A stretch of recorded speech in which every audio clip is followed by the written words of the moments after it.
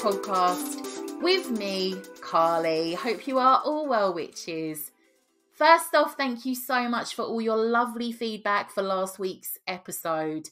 It was a bit of a wild card one, but I heard from a lot of you witches who said it really resonated. Today's episode follows suit from our Soul Contracts episode and is going to be about spirit guides that we touched on loosely on that episode.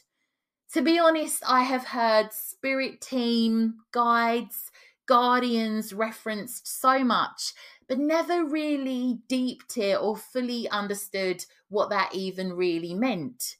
Researching this was probably one of the most reassuring things I have discovered. If ever you have felt like you have wanted to feel connection to ancestors, deities, or some other higher being, but never known where to start or even why, I really hope this episode might bring some clarity or inspiration, or possibly just reassurance that we aren't alone, not in a spooky way, but a beautiful way. As ever, I'm no expert on these topics, but I really do knuckle down and research things as fully as I can and present it as objectively as I can. Again, you might feel skeptical about this information, or you might be really open to it and it makes absolute sense for you. Either way, it's whatever feels right to you. We do also get into skepticism on this episode, so I've got you covered. Anyway, to kick things off today, we have our book review, and our book is Starling House, written by Alex E. Harrow.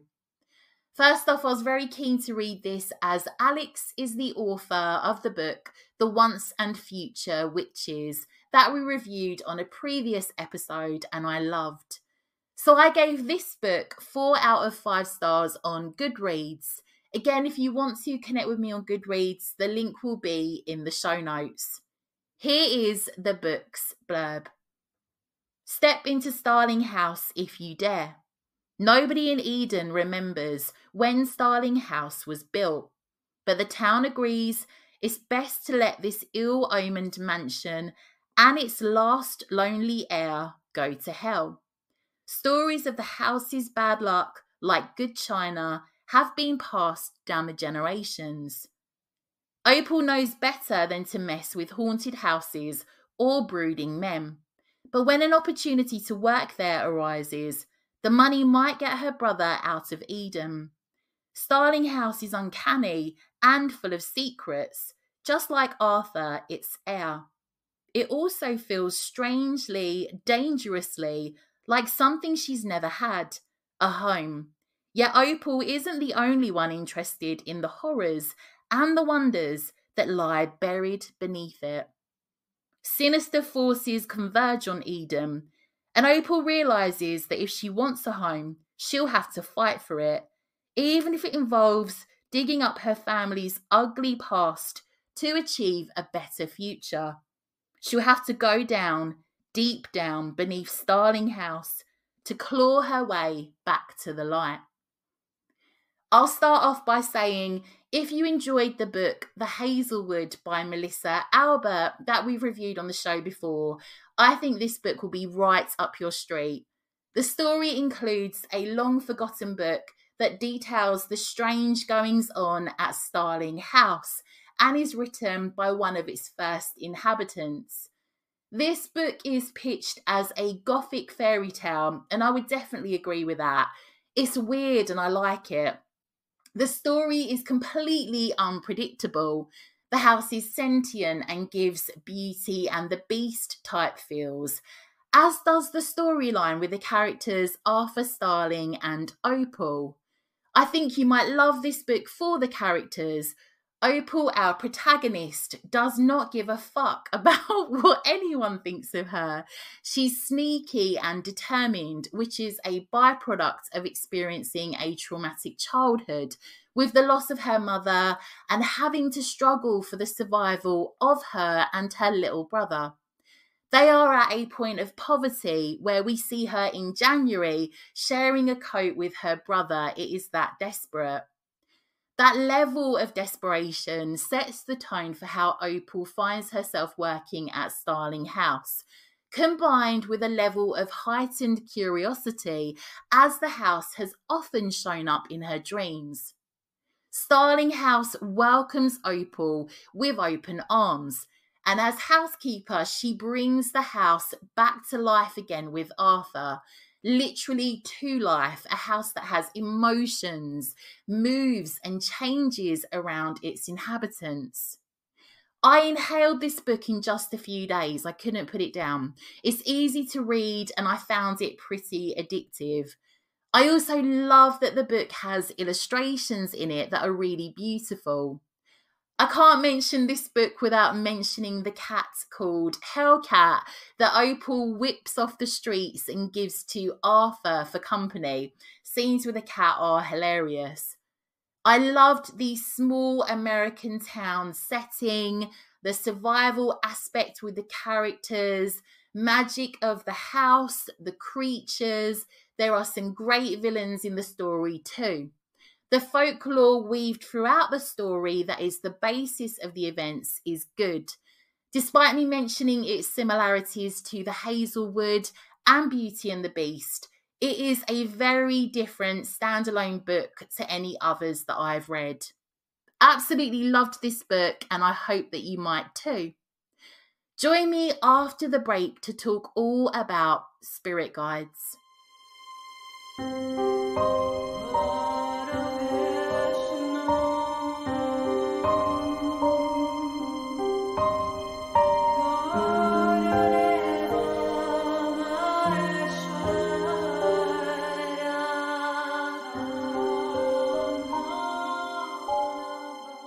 Welcome back. That is such a beautiful but somber piece of music. And then you've got me like, let's get into it.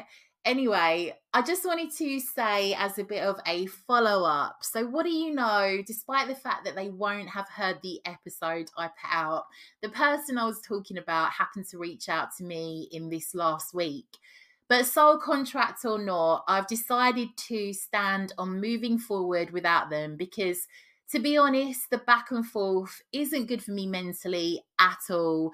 Despite how amazing I think they are, the definition of insanity is keep doing the same thing over and over, hoping for a different outcome.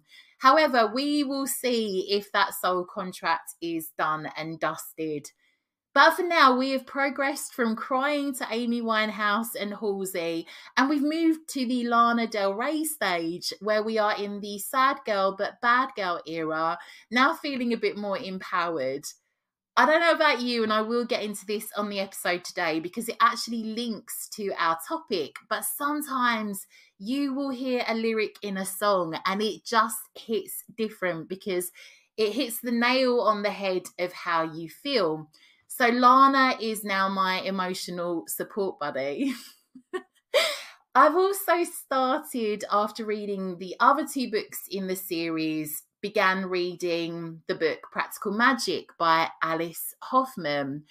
I have never read this book purely because I love the film so much. It's one of my favourites ever since I was a very young teen, and I've always been worried about ruining it.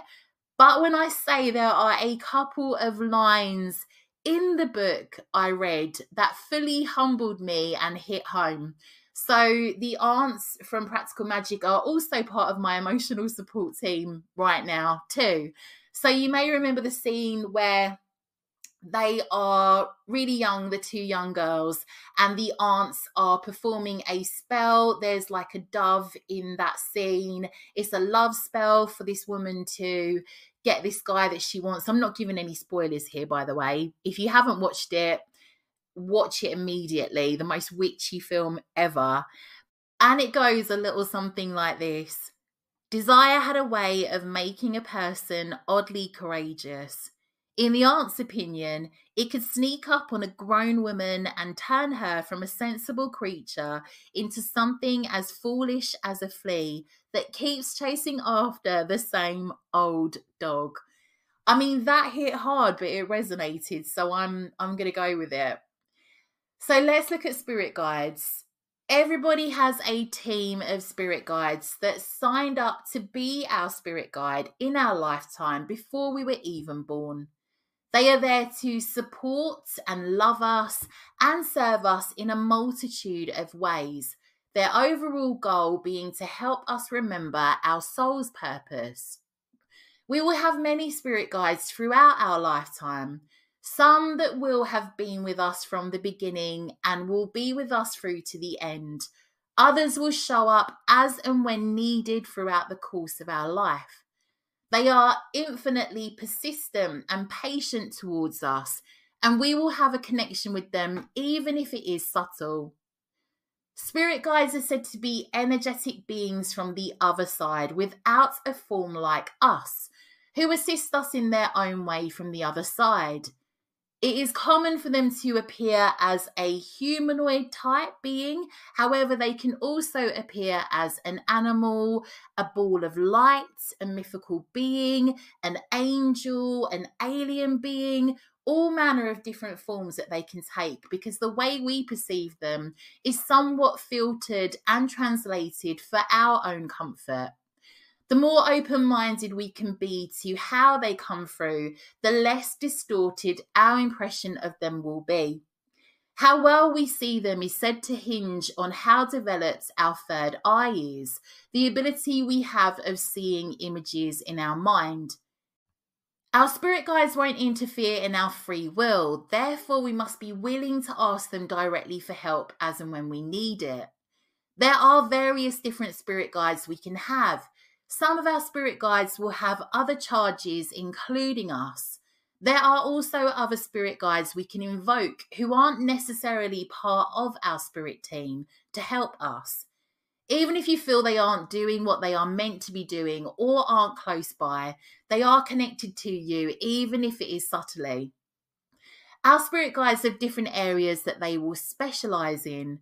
Sometimes their duties might overlap with that of another guide, dependent on your life and their experience. They all have specific roles to fill that will depend on your soul purpose, energy type, natal chart, and various other aspects. Here are some of the ways that they will provide support to us throughout our lifetime, which is by no means exhaustive. So, a guardian. They've likely been with you since birth and will be there until your death. Your guardian or guardian angel is your lead spirit guide. They will take on many duties whilst acting as your spirit guardian. Your soul is intimately familiar with theirs. There is an unshakable bond there between you both. They will only work with you during this lifetime, always with you, always guiding you and supporting you. They are the guide most likely to appear to you in your lifetime in a tangible way, even if for just a fleeting but very powerful moment. If you do see them, it's meant to be intense and serve an important purpose. If you are open to their presence, you will no doubt begin to see or feel them and their signs everywhere. Then we have teacher guides. You may have one or a few teacher guides, purely dependent on your soul purpose. They will be mentors, teachers who help navigate you down your soul or career path, helping you to gain skills you need for it along the way. Our soul decided its purpose before we incarnated in this lifetime. We have soul agreements to work with specific teachers in this lifetime. Once our skills are mastered, depending on the role we have agreed to take on, they may or may not remain in our life.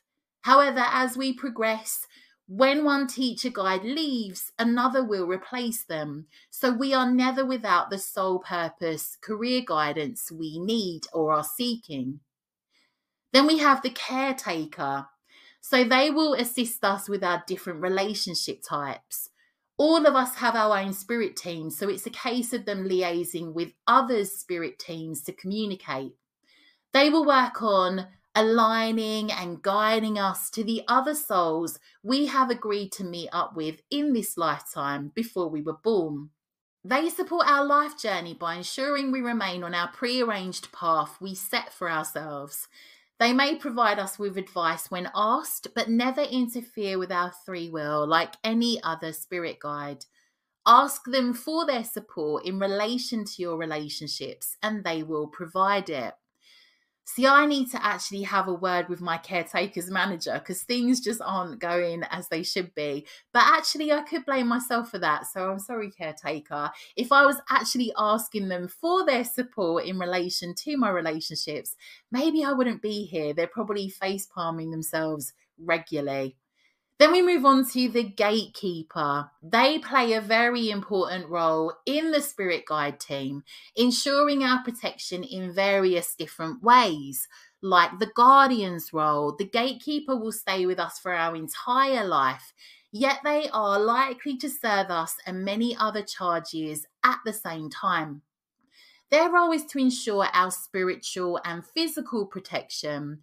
So, have you ever felt danger is imminent and this resulted in you making a quick decision that ensured you avoided it? This is said to come from them.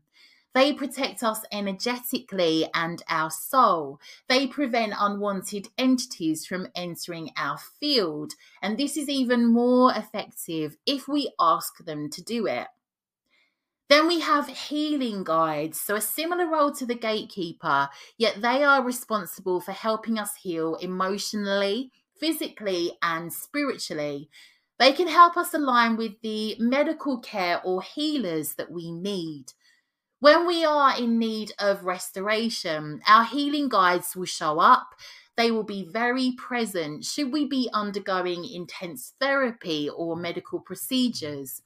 Overall, they will help us heal on many different levels. I found this particularly fascinating. So it said that should your soul purpose be linked to helping and healing others, you will likely have at least one healing guide always with you. They are there to help healers in a multitude of ways.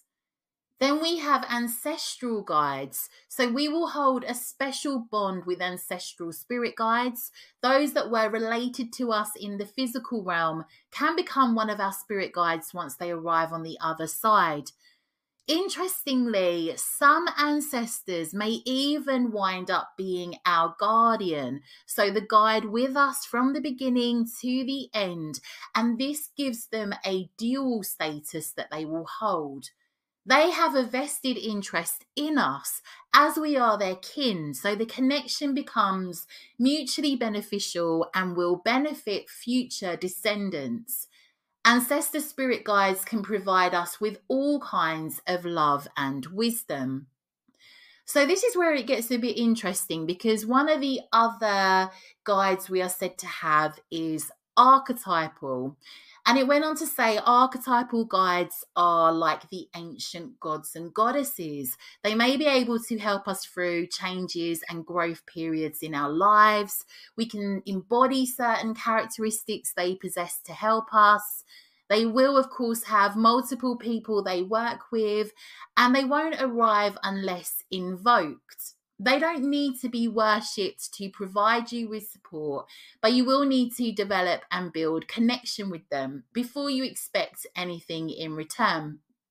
The only thing I will say on that is you do obviously hear about a lot of people that have deities that come through to them. They haven't necessarily gone out of their way to look for them. So that was kind of the only thing that I might add to that. So it went on to say, obviously, always to ensure you respect any wisdom or insight that this deity might enlighten you with, that it was advised that if you decide to invoke them as a member of your spirit team, that you are prepared to respect and take their guidance to heart. So then we have another form of spirit guide that can come in the form of ascended masters. I don't know enough about this. Perhaps this is something we can get into. But these are humans like us that have transcended the spiritual plane. For example, Buddha. Then we have star beings, so galactic entities who you may have known from another lifetime. Trust me, this is definitely an area I think we need a whole other episode on. Then we have the messenger. So during new chapters in our lives, messengers will tend to show up to assist us. They are there to help ease us into new periods of our lives, but also offer insight before we make decisions. They will help us and others until we are settled and once the change is put in place. They will return to us again and again as life changes around us. Then we have the animal totems. So these are extremely sacred and special guides. Some individuals are said to connect very easily to their animal spirit guide. Perhaps there is a specific animal you deeply connect with already. We are said to be able to have up to 9 animal totems that will guide us through our lifetime.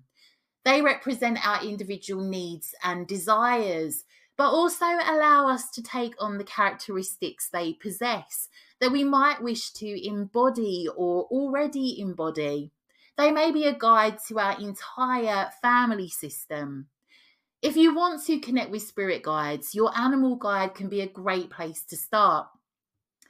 Interestingly, this is the first guide that I ever met. So around like 10 years ago, I went to, I think it was the Mind Body Festival in London. And I just ended up in like this tiny little kind of, it was like an igloo thing that they set up where they had like little workshops. And I was in there and had never didn't know a thing about shamanic journeying. And there was a guy there that was doing it.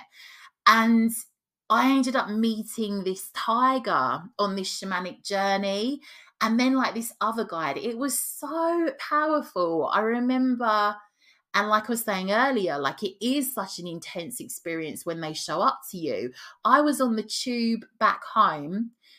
Like I lived in Essex at the time. I was an Essex girl, buzzing. Like my whole vibration was just like going because I just couldn't get over that I'd met this guide and like all the messages I had through. So for about 10 years, I had this tiger guide that I would go into journeys and see. And I've said this before on the podcast, this guide has been my main guide that I have seen, that I have had my darkest moments with, that has pulled me out of those darkest moments. And honestly, like one of the best connections that I have in my spiritual practice. But about 2 years ago, went into this journey to see them. And there was no tiger there. It was a lion, but it was the same energy. So I knew this was the same guide energetically, but appearance was completely different. I don't know if that's a thing, but that is what happened to me. And I freaked out so much that I left the journey. I just had to go and speak to like a friend of mine at the time who was a shamanic like healer, because I was so freaked out. But again, this is a really good area to begin with spirit guides. And I was thinking perhaps I should put together maybe like a meditation or a journey that you guys might want to try where you may meet your own, or it could be a guide in another form. So following on from this is definitely something that I would like to put out. Then we have plant guides. This is really interesting. I think my mum must have about a million of these. She's like the most green witch I know. I'm sure if you checked in her veins, they are green. Plants have their own souls. Perhaps there are ones that you are drawn to specifically that have taught you important lessons. If you work with plant energy directly, it is likely plant guides will make up a big part of your spirit team, in addition to all the others. Plants offer up another entry point to the spirit world, along with many healing energies physically, emotionally, and spiritually. Regardless of how spiritually aware an individual is, they will still be connected to their spirit guides. We can work on the strength of our connection with our guides, and it can be simple to do. And it helps if we are open-minded when we do it. If we decide not to work on building our connection with them, this doesn't mean we can't contact them when we need help. They will always be there for us. Spirit guides have the ability to see our intentions regardless of what we express. When approaching them, it's best to just be honest about what we are seeking. There are lots of different ways we can intentionally connect with our spirit guides, and here are some ways you may wish to try that I came across. You can simply start conversing with them. Maybe if you feel nervous about opening yourself up to spirit, you might want to ground, cleanse, and center, and speak to them to say, this is how you want to connect with them. But during your spirit guide work, you are only open to them coming through.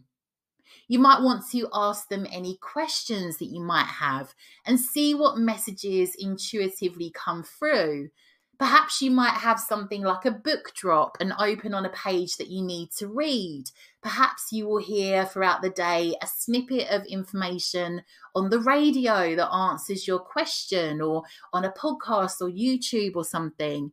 Perhaps someone you know will say something that is randomly a response to this question. You might be reading a book, fiction or non-fiction, and your question is answered. For example, like the practical magic advice that I decided I needed to hear. Perhaps ask the question before you perform a reading for yourself. So when you're working with tarot or oracle cards. After I read about this and before recording this podcast, I wrote in my journal about a big yes or no question I have in regards to my work, which is kind of exciting.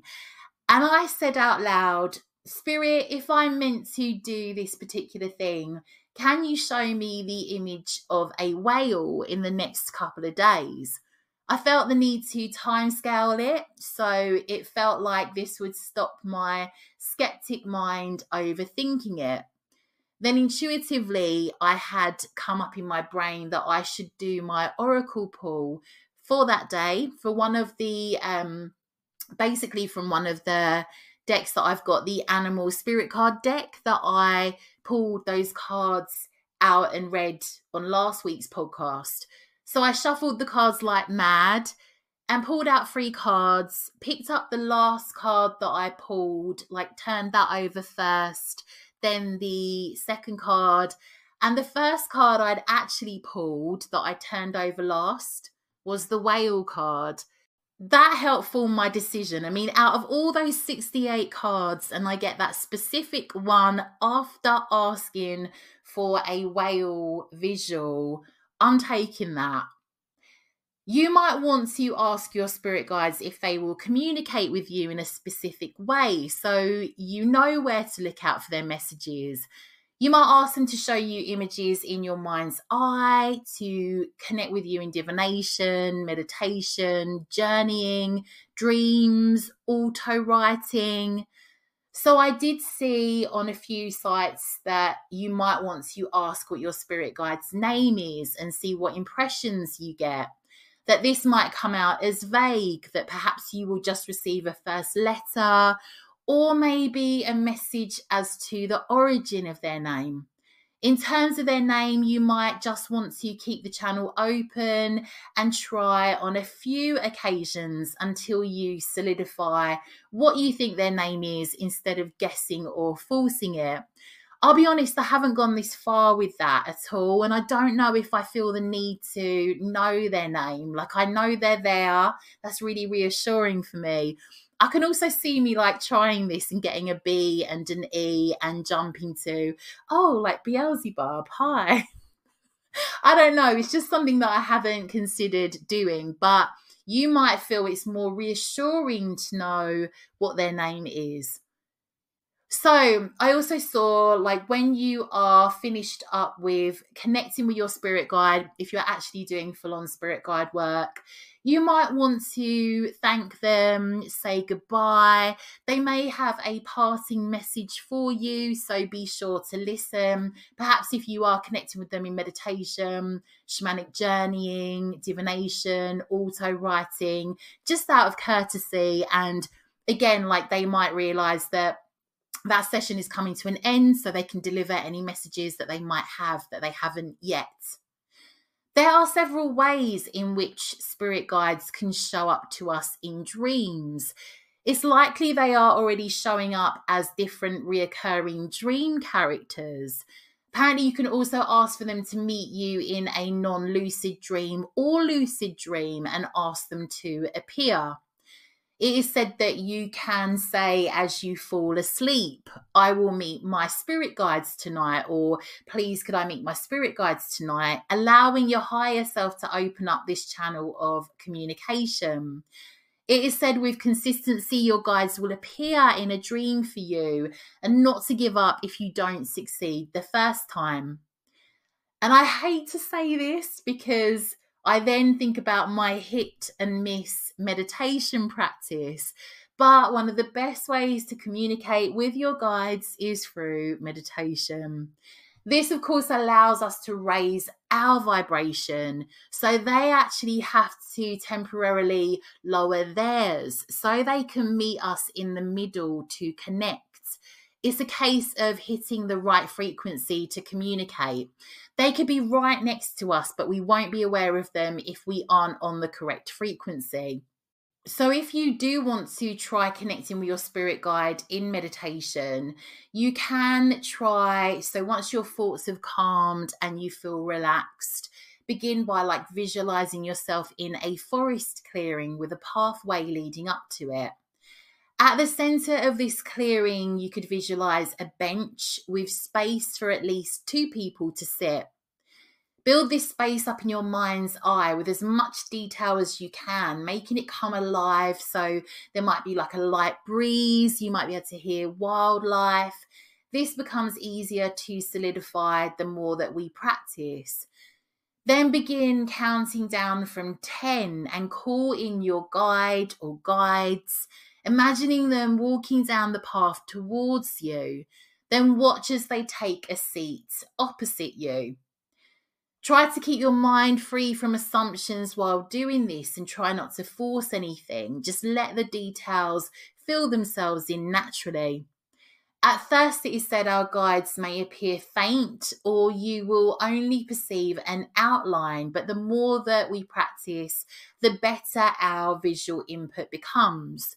We can practice visualization exercises and focus on the third eye during meditation to improve our inner sight. I say this like I've mastered this. I haven't at all. So for many, feeling and sensing their guide's energy comes first before any visuals, which come later down the line. Our guides use their strongest senses, or rather our strongest senses, to come through to us, whether that be through emotion, visual, sound, or touch. Once we've met our spirit guide, we might want to write the experience down. This can solidify the meeting in our memory and allow us to reference our experiences in the future. It is said that you'll know when you've successfully made contact with a guide by how it makes you feel. Again, like thinking of me on the way back home from first meeting my tiger guide, you'll like feel uplifted, inspired. I was literally like buzzing, like my vibration was wild. Contacting your guide should be uplifting. Meeting with your spirit guide will get a lot easier with practice. You might find you experience a lot of bursts of insight, seemingly out of nowhere from them. It is said to be easier for them to throw knowledge or feelings into our being rather than have to change their entire energy field, I guess in the sense to communicate with us. Anyway, spirit guides will also send us physical signs. This is said to be their most common way of connecting and contacting us, and is said to be the most clearest for both parties. Sometimes these signs are very personal to us or them and represent our connection with each other. You can check in with your intuition and see if you believe it to be a sign from spirit. Perhaps the timing is uncanny as you are going through a personal crisis or thought, behavior, or something else that would benefit their insight. Some other ways I came across which I haven't seen before that seem a bit more like extreme are you might experience like random electrical interference or receive sudden spiritual chills. Some we might be more familiar with are being shown symbols or numbers, as this can be an easier way for spirit guides to communicate with us. And we can then learn about their meanings to get a fuller picture. You probably heard me talk about this before, but I never got into the angel number thing because I was more into like witchy stuff. It didn't feel like it resonated with me. But very weirdly, when I started doing the podcast, I started dreaming and getting numbers come up all the time. I'd normally get in one night 3 separate lots of numbers. Some of them would be long numbers. Sometimes it was just singular numbers. And I just didn't know what it was about. I didn't even really know about angel numbers then to think that you would get them in dreams. I thought all I ever heard was people going around saying, I've seen 1111 on the microwave. Like that was it. And then I'd had this dream and it was going on for a while. And it was that Ben Howard gave me a check. And on that check, the man of my dreams, on that check was like a specific number. And I weirdly put it on, I don't even know why I did this, put it on Facebook. And a girl I know who was very spiritual and into angels said, you should look into what the number on that check meant. And I was like, is that a thing? So she said, yeah, look up angel numbers, see what the number means. I was oblivious, had no idea. And that was when I realised that they were trying to communicate with me. But I was very sceptical of it. Still have that to this day, but it only started for me 4 years ago. So there must have been a point where I shifted in vibration, and I guess I did because I started to get more into the witchy stuff. I weirdly never ever got any angel numbers through the day ever. I would always hear people saying, I saw 1111 on the microwave, and I could never relate, just never had it other than in dreams. But weirdly, oh my goodness, since that eclipse, I see 1111 everywhere, and I feel such like I feel so basic saying it, and I can't do it, but I've actually had 1111 show up in so many ways. If I don't check the time, like I don't look at the time a lot because I try to think that I'm staying in the 5D, but I'm just a weirdo. I don't like looking at the time a lot. I don't like to work to the construct of time. So weirdly, every time I have looked at the clock, it's only been at 11:11, and even our oven that we haven't set the time properly on. The other day I glanced at it, but it's come up in so many other ways. I'm not just saying the clock like on a daily basis. So yeah, I'm now that person that can say I repeatedly see 11:11 on the microwave and stuff like that. I digress. But on that note, it is perfectly understandable to be skeptical of the signs you are given. Spirit guides won't take it personally, and it is said to be best to be skeptical than believe you are constantly seeing signs. Again, you might want to try what I did. So ask them something like, Spirit, if I'm meant to take this path, do this thing, please show me a blue feather, whale, whatever it is. It might appear as a real thing. It might appear to you as an image, or it might even be that someone mentions it. Some typical things we might also see from spirit are coins. Apparently this is one of their favourite items to leave for us. Also feathers, a charm of some kind, perhaps song lyrics that reassure or answer a question that you had. Musical artists are often willing conduits to messages from spirit. You might ask for a specific sign and you hear a very specific song lyric that addresses it. Or maybe it is a song that is specific to a past loved one. You might suddenly receive inspiration or knowledge that was exactly what you needed at that time. This is often our spirit guardians. Even if we didn't ask for guidance, we may still receive it. Another common way that spirit might interact with us is through scents, which often have specific memories and help us to recall knowledge. If you have loved ones who have passed over, they may send a scent that will remind you of them. Another common way for spirits to communicate with us is to send us a feeling within the body. Words can be limiting, and sending a feeling or emotion could be more impactful. It might be that they send you something they have felt for themselves. It might be this is to draw your attention to something or away from something else in the body. You might even find yourself feeling the emotions of others when you are near them, and they have kind of set this up. It might be that you are sent an animal as a messenger by your spirit guide. Your totem animal or animals might show themselves in physical form or in repeated imagery, depending on the message. Not all animal encounters are from spirit, but more unusual ones could be. You might see visions within your physical reality or through your third eye. You might hear voices or receive auditory information. So we mentioned this earlier, but you might want to try journaling with spirit. So free writing to spirit can be a great way to connect with them. Write down what guidance you are asking for or questions and see what you feel guided to write thereafter.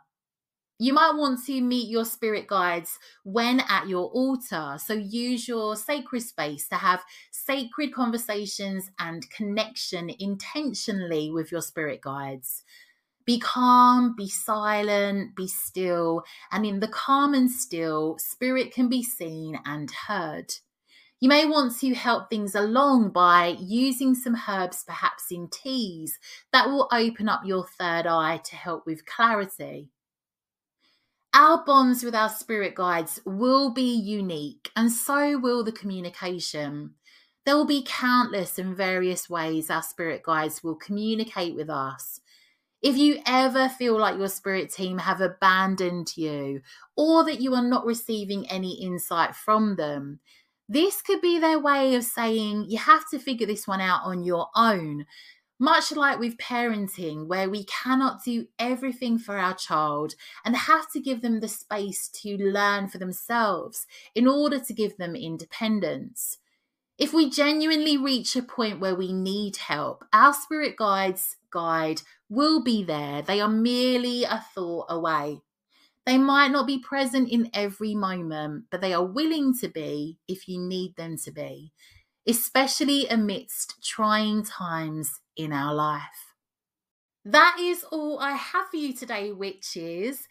Don't forget, if you want any extra witchy content, you might want to check out my Patreon, The Witches Institute, where for just £6 a month, you can access Patreon podcast episodes, meditations, folklore retellings, hedge witch studies looking at herbs, totem animals, crystals, fae, all manner of different witchy topics. We also have our witch community over on Discord, a wonderful group of witches. We all have a chat within the app about seeking out guidance, inspiration. We talk about witch books. They are lovely witches. So if you'd like to join us, you'll feel right at home. Also, of course, Patreon, by supporting me on there, it really supports the work that I do. It helps me to put more out, and yeah, you're just helping me with witching. So if you do want to sign up on that, also don't forget you can cancel at any time with the click of a button. I will catch up with you all soon. Have a wonderful week, and I'm sending you lots and lots of witchy love.